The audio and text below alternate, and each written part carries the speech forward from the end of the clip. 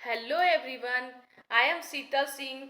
तो आज मैं आप लोग को मौर्य साम्राज्य के बारे में कुछ बताने जा रही हूँ कि इसकी स्थापना किसने की, इस वंश की शुरुआत किसने की।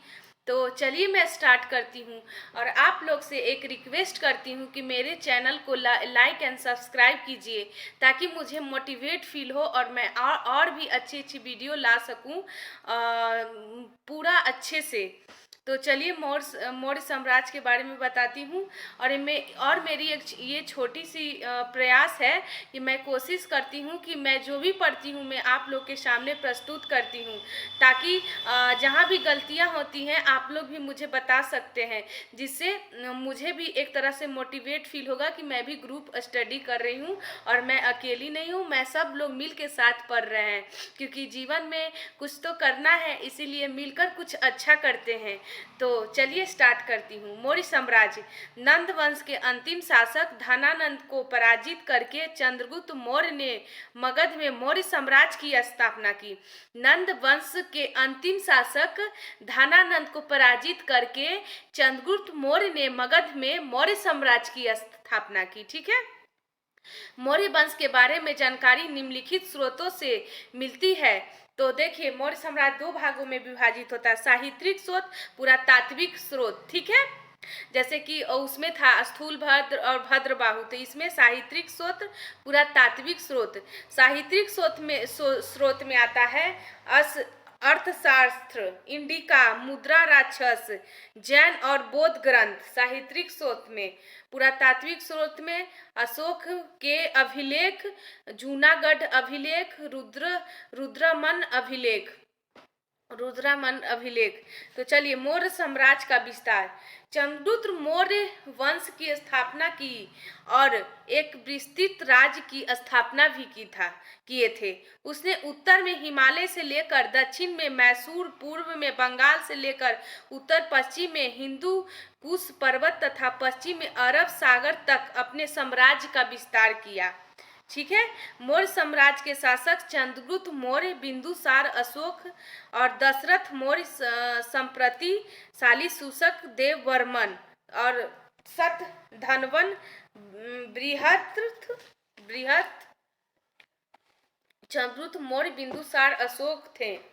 ठीक है। तो चंद्रगुप्त मौर्य वंश के प्रथम शासक तथा स्थापनों के 322 ईसा पूर्व इनकी स्थापना थी और नंद वंश के शासक धनानंद को पराजित करके यह मगध के राजा बने। चाणक्य चंद्रगुप्त मौर्य ने अपना प्रधानमंत्री बनाया और चाणक्य को कौटिल और विष्णुगुप्त भी कहते हैं। धनानंद को हराने के बाद चंद्रगुप्त मौर्य ने धनानंद की पुत्री दुर्धरा से विवाह कर लिया। मतलब धनानंद को हराने के बाद उसी की पुत्री से दुर्धरा से विवाह कर लिया, जैसे होता था ना पहले, जैसे कि हुआ था जोधा अकबर में हुआ था कि कछवाहा वंश को हराने के बाद मैं आपकी पुत्री से विवाह कर लूँगा, यही प्रश्न था। तो यहाँ पर भी था कि उनको हराने के बाद उनकी पुत्री दुर्धरा से उन्होंने विवाह कर लिया। यूनानी लेखक के द्वारा चंद्रगुप्त मौर्य को दिए गए नाम प्लूटार्क, एंड्रोकोटस, प्लूटार्क में एंड्रोकोटस और जस्टिस में सेंड्रोकोटस, याद रखिएगा ये प्लूटार्क एंड्रोकोटस और जस्टिस में सेंड्रोकोटस। तो 1793 में सर विलियम जोन्स ने सर्वप्रथम यह बताया कि यह नाम चंद्रगुप्त मौर्य के हैं। मतलब कि 1793 में विलियम जोन्स ने बताया कि एंड्रोकोटस, सेड्रोकोटस ये सब चंद्रगुप्त मौर्य के नाम है। चंद्रगुप्त मौर्य 305 ईसा पूर्व में सेल्यूकस निकेटर ने मगध पर आक्रमण कर दिया, किंतु चंद्रगुप्त मौर्य ने उसे पराजित कर दिया और उसकी पुत्री का कॉर्निया हेलेना से भी विवाह कर लिया। ठीक है। और युद्ध की शर्तों के अनुसार सेल्यूकेसट निकेटर ने 4 प्रांत काबुल, कंधार, हेरात और मकराना चंद्रगुप्त मौर्य को दिए। ठीक है। चंद्रगुप्त मौर्य ने भी 500 हाथी सेल्यूकस निकेटर को भेंट में दिए और सेल्यूकस निकेटर ने अपना राजदूत मेगास्थनीज को चंद्रगुप्त मौर्य के दरबार में भेजा गया। बोलते रहे मेघास्थनीज को किसके दरबार में भेजा गया, तो चंद्रगुप्त के दरबार में भेजा गया। हाँ, तो कहाँ थे?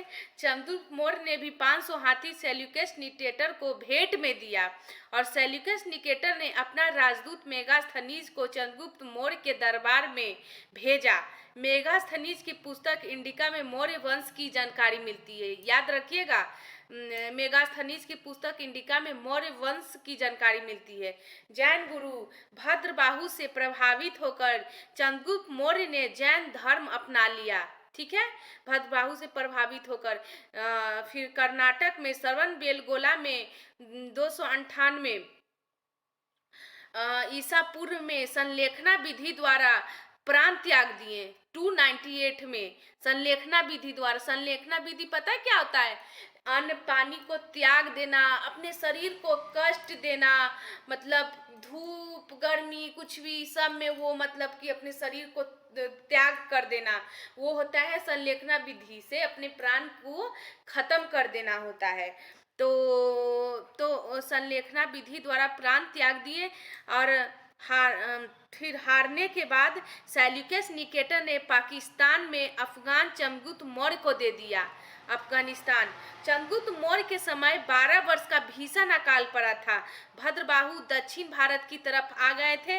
मगध से अपने गुरु भद्रबाहु के साथ कर्नाटक चले गए। संलेखना विधि से प्राण त्याग दिए।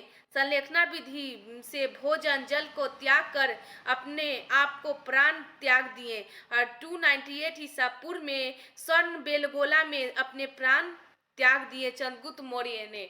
जब हुआ था ना भीषण अकाल पड़ा था चंद्रगुप्त मौर्य के समय, तो स्थलभद्र ऊपर थे मगध में और नीचे थे भद्रबाहु, तो वो नीचे चले आए थे, चंद्रगुप्त मौर्य भी चले आए थे। तो वही संलेखना विधि से अपने प्राण को त्याग कर दिए थे चंद्रगुप्त मौर्य ने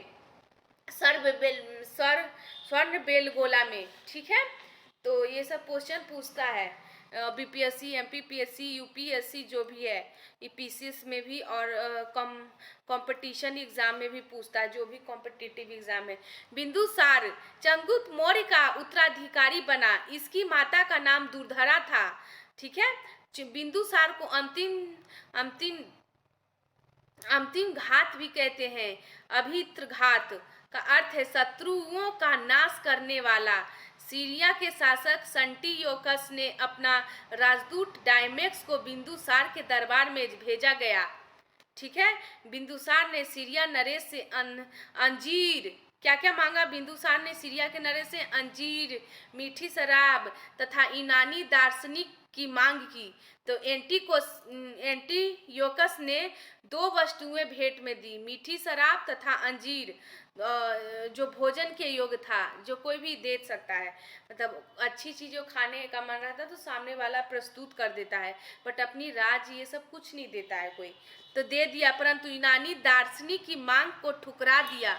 उन्होंने कहा कि यूनानी कानूनों के अनुसार दार्शनिक का कार्य विक्रय नहीं किया जा सकता है, ये क्रय विक्रय की चीज़ें नहीं है, इसे मैं नहीं दे सकता हूँ। तो दार्शनिक को ठुकरा दिया। बिंदुसार अजीबक संप्रदाय का अनुयायी था और बिंदुसार के समय तक्षशिला में विद्रोह हो गया।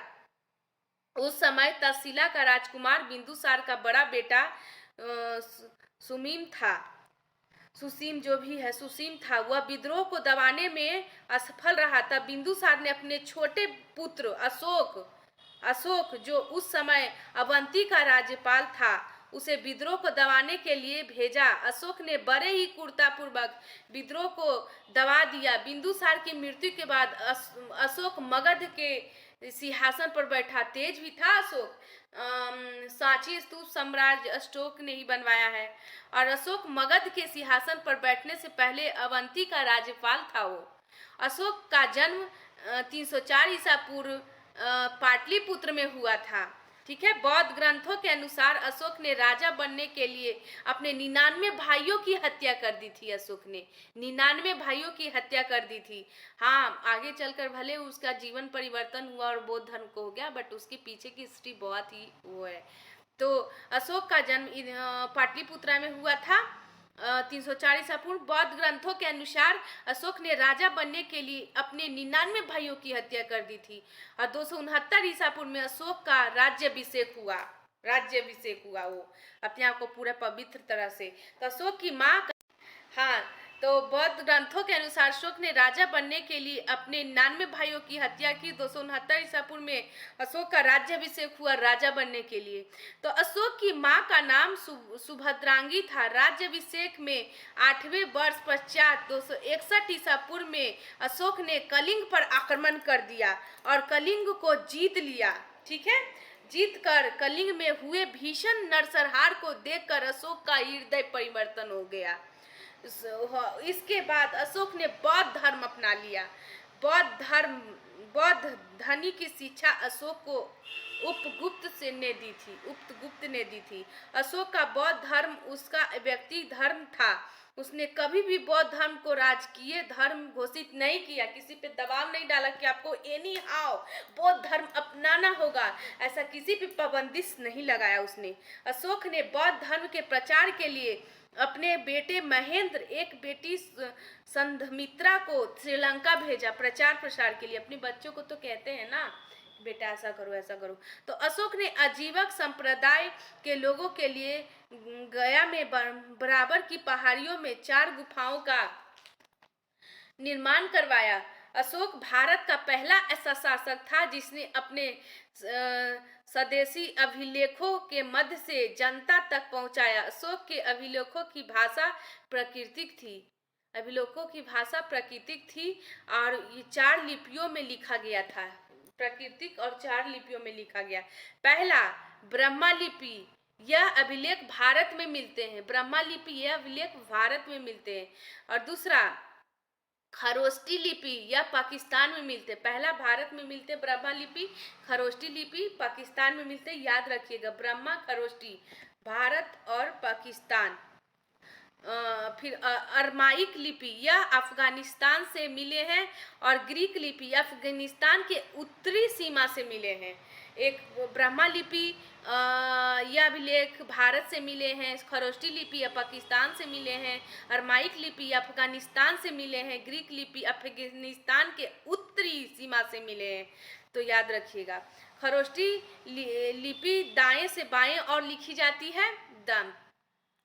मतलब कि दाएं से बाएं लिखी जाती है। और अशोक के अभिलेख को पढ़ने की पहली सफलता 1837 ईसा पूर्व जेम्स प्रिंसेप को मिली। अशोक ने अपने अधिकार अभिलेख में अपना नाम देवताओं देव प्रियदर्शी देवताओं का पसंद लिखा है। ठीक है, मध्य प्रदेश के गुजरात तथा कर्नाटक की मास्की नेदर तथा उदोगोलान अभिलेख में अशोक का स्पष्ट नाम है, अशोक ने लिखा हुआ है। तो राजस्थान के भाभू अभिलेख में अशोक ने खुद को मगध का साम्राज्य बताया है। अशोक की धम्म यात्रा, अशोक के लोगों को नैतिक काल सिखाने के लिए जोनियन कानून की संहिता बनाई, उसे धम्म कहते हैं। जो भी नियम बनाए उसे धम्म कहते हैं, संहिता बनाए उसे धम्म कहते हैं। अशोक का धम्म स्वनियंत्रण पर आधारित। अशोक ने कहा है कि व्यक्ति अपने माता पिता की आज्ञा माने, व्यक्ति ब्राह्मण तथा भिक्षु का आदर करे, व्यक्ति दास तथा सेवकों के प्रति उदार रखे, व्यक्ति जियो और जीने दो का पालन करना चाहिए। माता पिता भिक्षु का सम्मान करना चाहिए, अपने शिक्षक का सम्मान करना चाहिए, आपके घर में जो भी दास हैं उनका सम्मान करना चाहिए, और जियो और जीने दो। उन्होंने ऐसा कहा कि अशोक के चतुर्वर्ष अभिलेख, प्रथम शिलालेख, इसने अहिंसा पर बल दिया गया और पशु बलि की निंदा की गई। द्वितीय शिलालेख, इसमें मनुष्य के साथ पूरा चिकित्सक की भी चर्चा है। तृतीय इसमें अशोक के 3 अधिकारी राजुक, युक्ता तथा प्रदेश का चर्चित किया है, जो धर्म के प्रचार के लिए थे। चतुर्थ शिलालेख, अशोक के चतुर्थ अभिलेख में इसमें भैरी भोज युद्ध के स्थान पर धम्म घोष बौद्ध के नैतिकता चर्चा है। 5वां शिलालेख, इसमें धम्म महामात्र नामक अधिकारी की चर्चा है, जो धार्मिक जीवन के देख रेख करता है। 6वां शिलालेख, इसमें अशोक ने कहा है कि मेरा अधिकार जन कल्याण के लिए जब चाहे मुझसे मिल सकते हैं। 7वां अभिलेख, इसमें अशोक ने विभिन्न धर्मों के अभिलेख 6वां अभिलेख, इसमें अशोक ने कहा है कि मेरा अधिकार जन कल्याण के लिए जब चाहे मुझसे मिल सकता है। 7वां अभिलेख, इसमें अशोक ने विभिन्न धर्मों के आपसी समन्वय की बात कही है। सबसे बड़ा शिलालेख है। 8वां शिलालेख, इसमें अशोक ने धम्म यात्रा की चर्चा है जो इसके राज्याभिषेक से 8 से प्रारंभ होती है। राज्याभिषेक के 10वें वर्ष गया। 10वां अभिलेख, राजव अधिकार हमेशा प्रज्ञा के हित में साँचे। 11वां अभिलेख, धम्म की व्यवस्था। 12वां अभिलेख, इसमें स्त्रियों के स्थिति में सुधार के लिए स्त्री महामात्रा नामक अधिकार की चर्चा है। अशोक के चतुर्थ अभिलेख, 13वां अभिलेख, इसमें कलिंग युद्ध की चर्चा है। और 14वां अभिलेख में अशोक ने जनता को धार्मिक जीवन व्यतीत करने के लिए प्रेरित किया था। कितनी अच्छी बात है जब उनका परिवर्तन हुआ, धार्मिक व्यक्तित्व जीवन करने की बात की। सही बात है, कोई भी धर्म का हो, पूजा पाठ ये सब करना चाहिए इंसान को, सनातन में भी तो और भी ज़्यादा। तो मैं ये नहीं कह रही हूँ, सबके अलग अलग सोच है। तो प्रमुख अध्यक्ष, शुल्का अध्यक्ष, व्यापार से प्राप्त चुंगी करना। तो पोत्रवाध्यक्ष, माप तौल के मान को नियंत्रित करने वाला। सूत्राध्यक्ष, वस्त्रोद्योग मंत्री। सुनाध्यक्ष, बूचड़खाने में चर्म उद्योग का अध्यक्ष। लक्षणाध्यक्ष, टकसाल के अध्यक्ष। अश्ववाहन अध्यक्ष, घोड़े के देखभाल करने वाला अध्यक्ष। हस्तियाध्यक्ष, हाथियों की देखभाल करने वाला अध्यक्ष। अकाराध्यक्ष, खान मंत्री। सीताध्यक्ष, कृषि विभाग मंत्री। सीधायाध्यक्ष, सब प्रमुख अध्यक्ष बने। और यूनानी इतिहास के अनुसार चंद्रगुप्त मौर्य की सेना में 6 लाख पैदल, 30,000 अश्वारोही, 9,000 गज सेना, 8,000 रथ सेना थी। मेगास्थनीज के अनुसार सेना की देखरेख के लिए अलग अलग विभाग था। इस विभाग में 30,000 थे। उच्च अधिकारियों के महामात्रा कहा जाता है। कौटिल्य के अनुसार राजा को परिस्थिति के अनुसार प्रकार का युद्ध करना चाहिए। प्रकाश युद्ध, आमने सामने का युद्ध। देखिए, प्रकाश युद्ध, प्रकाश रहता है ना, आमने सामने का। कुट युद्ध, चालाकी तथा छलबाजी से युद्ध। तिश्नी युद्ध, अप्रत्यक्ष युद्ध शत्रु राज्यों में। गृह युद्ध, मतलब छीड़ ना देना, मतलब घर को छोड़ देना। गृह युद्ध, घर को त्याग करके ना युद्ध करना। तो सामाजिक व्यवस्था, सॉरी फॉर दैट। चाणक्य ने अर्थशास्त्र में परंपरागत 4 वर्णों का उल्लेख किया है। चलिए रिकॉल करते हैं अब प्रश्न को, मतलब याद करते हैं। तो कौन सा? ब्रह्मा, क्षत्रिय, वैश्य, सॉरी, तो क्या था कि चाणक्य ने अर्थशास्त्र में परंपरागत कर 4 वर्णों का उल्लेख किया है, ब्रह्मा, क्षत्रिय, वैश्य और शूद्र। ठीक है। मेगास्थनीज के चतुर्थ व्यवस्था का उल्लेख नहीं किया है, किंतु उसने आर्थिक आधार पर भारतीय समाज को 7 वर्गों में बांटा है। दार्शनिक, इसके अंतर्गत पुजारी, भिक्षु तथा विद्वान आदि आते हैं। कृषक, मेगास्थनीज ने 7 वर्गों में कृषकों की सर्वाधिक बताया है। पशुपालक कार्य करते हैं, मतलब पशुओं का पालन करते हैं। व्यापारिक, सिली, ये अधिकांशतः नगरों में निवास करते हैं। व्यापारी जो होते हैं, बिजनेसमैन। तो सैनिक, समाज में किसानों के बाद सैनिक सर्वाधिक संख्या में थी। निरीक्षक, ये समाज में व्यवस्था का निरीक्षण करते हैं। मंत्री, समाज में इसके अंतर्गत शासक वर्ग आता है। मौर्यकालीन वास्तुकला, मौर्यकालीन में लकड़ी के भवन हुआ करते। सॉरी, तो दार्शनिक, इसके अंतर्गत पुजारी, भिक्षु तथा विद्वान आदि आते थे। कृषक, मेगास्थनीज में 7 वर्गों में कृषकों को सर्वाधिक बटाया गया। पशुपालक, पशुपालन करने वाले बांटे गए। कार्य करने वाले, मतलब पशु की देखरेख। व्यापारी, शिल्पी, ये अधिकांशतः नगरों में निवास करते थे। सैनिक, समाज में किसानों के बाद सैनिक सर्वाधिक संख्या में था। निरीक्षक, ये समाज में व्यवस्था का निरीक्षेपण करता था। मंत्री, समाज में इसके अंतर्गत शासक का वर्ग आता था। तो यही थे मौर्यकालीन वास्तुकला। मौर्य काल में लकड़ी के भवन हुआ करते थे। जीवन वर्तमान पटना से मिले हैं। मौर्य काल में पत्थर के कुशल कारीगरी होते थे। अशोक ने मध्य प्रदेश में सांची का स्तूप बनवाया है, जो सबसे बड़ा स्तूप है। अशोक ने यूपी के सारनाथ में अशोक स्तंभ बनवाया है, जिस पर पत्थर के शेरों के पंजे हैं, जो नोटों में भी आते हैं ना, शेरों के 3 शेर रहते शायद। शेरों को ही एक जगह रखा गया है, जो अहिंसा का सूचक कहते हैं। यही भारत का राष्ट्रीय चिन्ह है, अहिंसा का सूचक। चाणक्य को विष्णुगुप्त कौटिल्य कहते हैं। बिंदुसार ने विद्रोहियों को कुचलने के लिए अशोक को कहाँ भेजा था? तक्षशिला। देवानंद प्रियदर्शी अशोक को कहा जाता है। कलिंग विजय के बाद अशोक ने बौद्ध धर्म अपना लिया था। संलेखना विधि द्वारा अपने प्राण का त्याग किया था किसने? चंद्रगुप्त मौर्य ने। अजातशत्रु मौर्य वंश का शासन नहीं है। मेगास्थनीज की पुस्तक का नाम इंडिका है। मेगास्थनीज ने भारतीय समाज को 7 भागों में विभाजित किया है।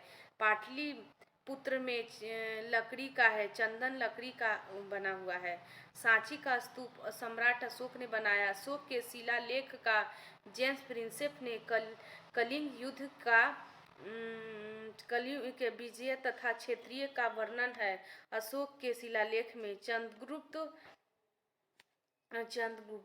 ठीक है। तो यही सब है हमारे चंद्रगुप्त मौर्य में, जो आप लोग पढ़ सकते हैं। बहुत इम्पोर्टेंट है अगर आप बीपीएससी की तैयारी कर रहे हैं। मतलब कि इसमें हिस्ट्री में आप लोग को मैं बता दूं